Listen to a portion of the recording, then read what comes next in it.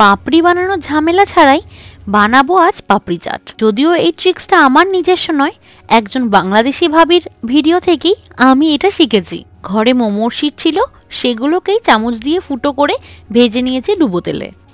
একদম দোকানের মতন মুচমুচে পাপড়ি তৈরি হয়ে গিয়েছে। একটা সেদ্ধ করা আলুকে কুচিয়ে নিয়েছি, কিছু পেঁয়াজ, লঙ্কা, শসাও কুচিয়ে নিয়েছি।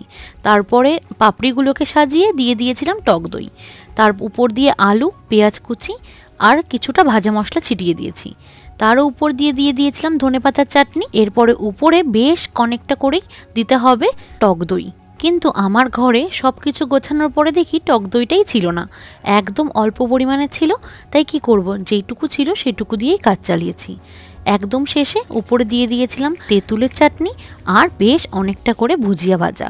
ব্যাস, দারুণ স্বাদের পাপড়ি চাট রেডি একদম। খেতে কিন্তু বেশ টেস্টি হয়েছিল। Thanks for watching.